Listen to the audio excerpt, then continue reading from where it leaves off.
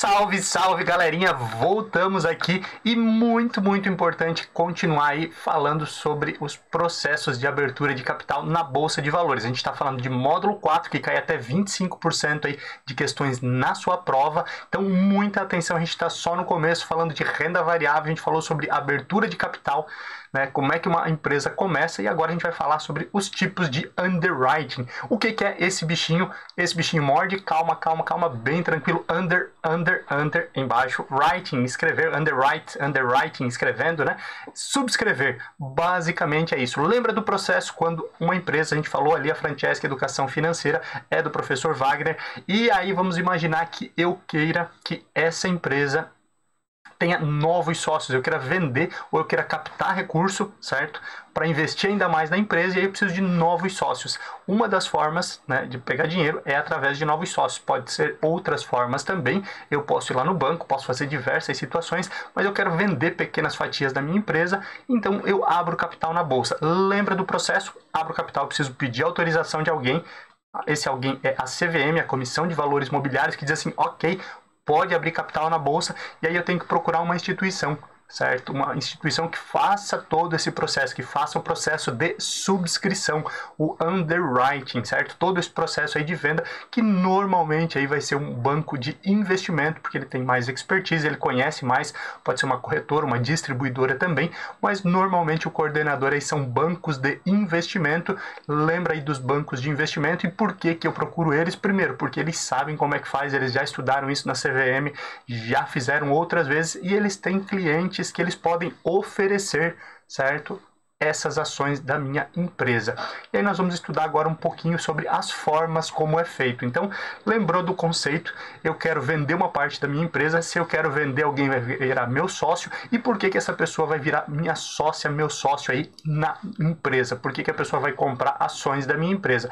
Obviamente porque ela imagina que ela vai ganhar mais no futuro do que o valor que ela está pagando. Então eu vou vender uma parte, também não vou vender pelo valor de hoje, eu vou vender por um múltiplo, né? Normalmente é feito um cálculo ali, e eu ofereço por um valor que ela vai valer lá no futuro, certo? Pensando, obviamente, as pessoas que hoje vão entrar de sócio, elas têm que pagar um pouquinho mais do que vale hoje, porque eu já passei muito tempo construindo isso aqui, eu já acordei muitas e muitas vezes às 5 horas da manhã, muitas vezes eu não dormi para construir isso aqui. Essa é a ideia do underwriting, da subscrição, e esse processo aí todo de IPO, de abertura de capital, ele tem várias formas, mas imaginemos a instituição ABC ou a própria Francesca Educação Financeira, que nós já falamos aqui, utilizamos esse exemplo. Então vai abrir o seu capital, ela contrata essa instituição para que essa instituição faça todo o processo, faça a oferta, e aí tem alguns passos aí que são importantes você entender, porque cai lá na sua prova.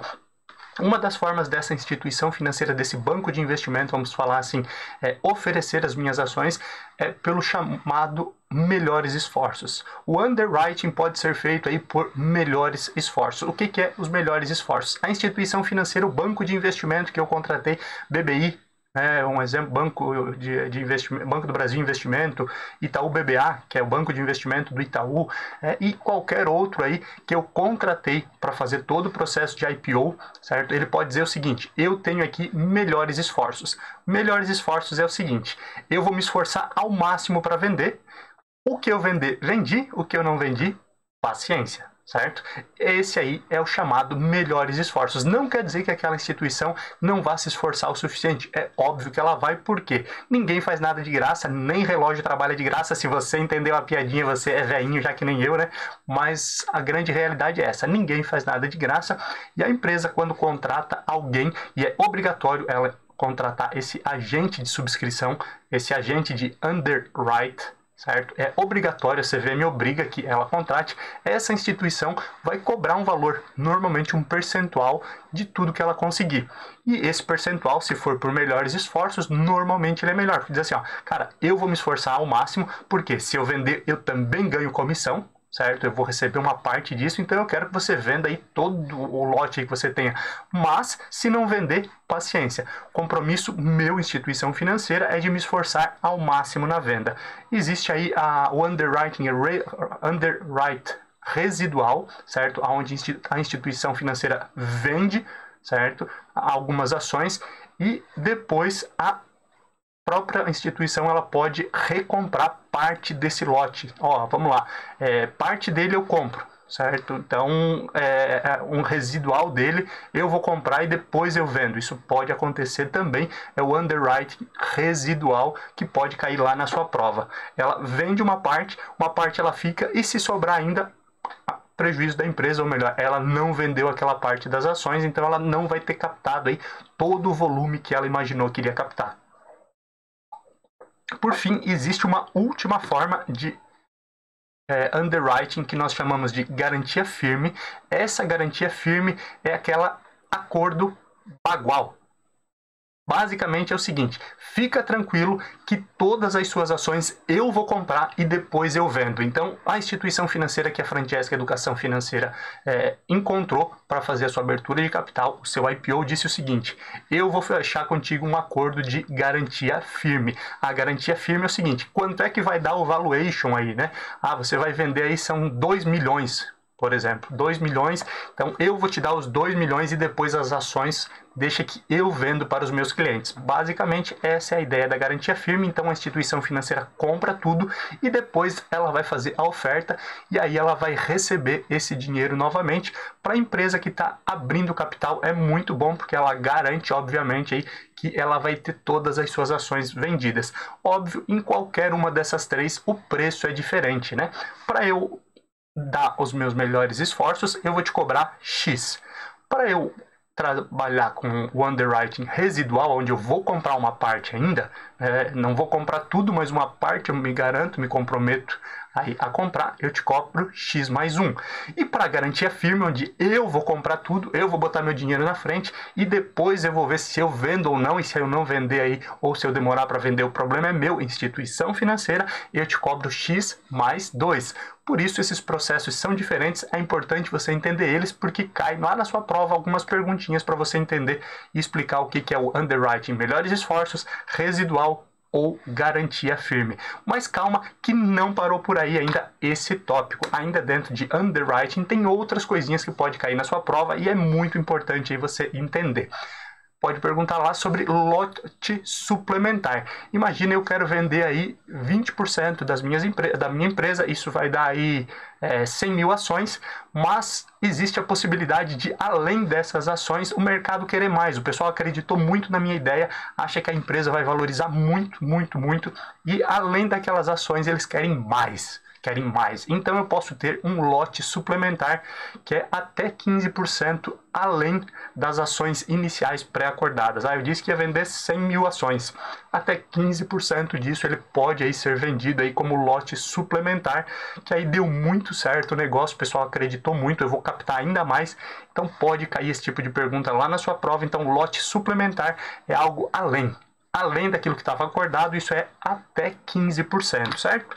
Roadshow tem muita palavrinha em inglês, né? E o professor aqui é bem meia boca no assunto, mas é bom você lembrar que o processo aí de abertura de capital é algo estrangeiro, né? Chegou há pouco tempo aqui no Brasil, nosso mercado de capitais, CVM e tudo mais, é muito bom em certos aspectos, mas ainda nós somos muito novos, tanto é verdade aí que nós triplicamos o número de CPFs na Bolsa Brasileira e ainda assim nós temos aí menos de 3% da população investindo em renda variável, em ações, enquanto em outros países como os Estados Unidos isso chega a ultrapassar aí a quantidade de 50% da população em alguns locais. Então ainda temos muito a amadurecer e a gente traz muito da expertise de outras instituições internacionais aí, estrangeiras, que já fizeram esse tipo de processo e por isso que tem muito termo em inglês também em bancos, instituições financeiras e lá na sua prova. Então, se eu ouvir falar em roadshow nada mais é do que a apresentação da empresa para os investidores. E, obviamente, o que vai ser feito com o dinheiro? Lembra da ideia? A empresa contratou um agente de subscrição, underwrite, certo? E essa empresa, esse banco de investimento aí que foi contratado, ele tem clientes. E ele vai levar a ideia, olha, invistam nessa empresa aqui que eu estou coordenando a abertura de capital, porque é uma empresa muito boa. E o que ela vai fazer com esse dinheiro? tá aqui, estamos apresentando, ela vai fazer isso, isso, isso, ela vai fazer tantas aquisições, ela quer ampliar tanto seu market share, esse recurso vai ser utilizado para investir em um novo parque fabril em tal lugar que vai render tanto a mais, então tudo isso vai estar explicado. E essa instituição que obrigatoriamente tem que ser contratada aí, lembra das obrigações, né? Eu quero abrir capital, eu tenho que pedir autorização para a CVM e eu obrigatoriamente tenho que contratar esse agente de subscrição, é ele quem vai fazer todo esse processo, porque ele já tem os clientes. Então, o banco, a instituição financeira, o banco de investimento que a gente está usando como exemplo aqui, ele leva essa ideia, essa empresa para apresentar para os seus clientes, para os seus investidores. Esse é o processo aí de roadshow. Quem é a empresa e o que ela pretende fazer com o dinheiro para que essas pessoas queiram investir. Ninguém bota o seu dinheiro onde não conhece, então por isso é necessário o roadshow, a apresentação da empresa. Existe também um material por escrito que a gente chama de prospect. O prospect vai ter as informações detalhadas e bem claras. Lembra como a Ambima fala muito sobre isso e a CVM também, né? Sobre a clareza, a transparência das informações sobre a empresa, sobre os riscos que podem acontecer, e esse prospect vai ter tudo isso detalhado em vários processos aí onde as empresas vão buscar capital. Isso também acontece quando elas vão abrir capital na bolsa. Não é só essa forma, a gente já falou, mas é importante aí você pegar o fio da meada nesse momento. E por fim, nós vamos falar de book building. Book building nada mais é do que o livro de formação de preços. Então, book, lembra de livro, né? The book on the table. Ah, o Cacete Planeta, né? Sempre tinha essa tradução. Se você viu Cacete Planeta, você também está ficando velho, né? A formação de preços. Quanto os investidores estão dispostos a pagar pela minha empresa? Lembra que eu falei anteriormente que a gente trabalha com múltiplos, né? A minha empresa vale 100 mil e eu vou vender 30% dela, 40%, indiferente, 20% dela, né? Então, existe um valor. Se ela vale 100 mil, 20%, 20 mil. Mas eu não vou vender pelos 20 mil que ela vale hoje, quando eu abro o capital. E, óbvio, a gente está pegando um valor muito baixo aqui, mas é só para contextualizar e ficar mais fácil a gente fazer conta aqui no tete-a-tete, na cara a cara, certo? Esses 20 mil não é só isso que eu quero pela minha empresa, porque as pessoas que vão comprar, elas imaginam que essa empresa ela vai crescer, que a Francesca Educação Financeira vai crescer e elas vão ter ainda mais dinheiro do que elas estão pagando hoje em dia para ser sócio. Então existe um múltiplo ali de valuation que se fala, né? Olha, se lá para frente, hoje ela gera tanto de lucro, tanto de caixa, então com essas aquisições, com o passar do tempo, ela deve gerar tanto, e aí às vezes 10, 20, 30 vezes a mais do que é o valor de mercado hoje. Esse valor é colocado. Mas eu também preciso saber o que o mercado acredita. Eu posso simplesmente dar um preço e dizer assim, eu quero tanto por ações, ou eu posso perguntar para o mercado, e aí eu faço, como é o mais comum, o book building, que é nada mais, nada menos do que perguntar para o mercado quanto eles estão dispostos a pagar pela minha empresa. Quem que faz isso? Também o agente de subscrição, a instituição financeira, corretora, distribuidora, ou mesmo ali, né, o banco de investimento, que é o que a gente está utilizando aqui como mais comum. Ele forma um livro e vai perguntar para seus investidores, aquelas que ele já conhece, né, aqueles que investem aí em outras coisas que o banco de investimento já propôs. E aí ele diz assim, fulaninho, quanto é que você paga ali por uma parte da Francesca Educação Financeira? Ah, eu acho que eu poderia pagar aí tanto por ação, R$5, R$10, R$20. Pede pro outro, quanto? E ele vai anotando. Ele forma um livro e com base nesse livro se cria ali uma média ponderada, basicamente. E aí, óbvio, eu posso aumentar a quantidade de ações com base nisso. Então, ao invés de 100 mil ações, eu vou mudar ali e vou colocar 200 mil ações, 50 mil ações e assim por diante. E vou lançar ali para eu conseguir captar aquele valor. Por isso que quando você escutar na prática, quando uma empresa está se aproximando de um IPO, de uma oferta inicial de ações, ela diz que as ofertas iniciais, ou seja, você tem que reservar, não é assim, ela vai sair amanhã, não. Você já reserva e diz assim, eu quero tantas ações. Normalmente não é um preço fixo para essa reserva. Existe ali um valor, ela vai ficar entre 12 e 13 reais, entre 12 e 15 reais. Quanto que vai ser? Entre 12 e 15. Não tem um valor fixo, porque esse book building, ele também existe essa realidade. E aí você pode fazer a sua reserva dizendo assim, eu quero 100 ações a 12 reais. E aí se o pessoal pagar mais, pagarem todas, venderem todas as ações por 15, eu posso ficar sem nada nessa ocasião. E, obviamente, também a empresa que está fazendo ali o IPO, a abertura, a Francesca Educação Financeira, nesse nosso exemplo, ele pode dizer, não, eu quero que coloque todas as ações a 12 reais. Eu sei que podem pagar 15, mas eu quero manter nos 12. Ou não, eu quero que peça 15, e aí a gente vai ver se todo mundo paga, eu acredito na minha empresa, ou eu tenho uma garantia firme, lembra ali, né? A subscrição, o underwriting ali como garantia firme, onde a instituição, depois de fazer esse levantamento de valor, diz assim, fica tranquila, eu compro e depois eu revendo.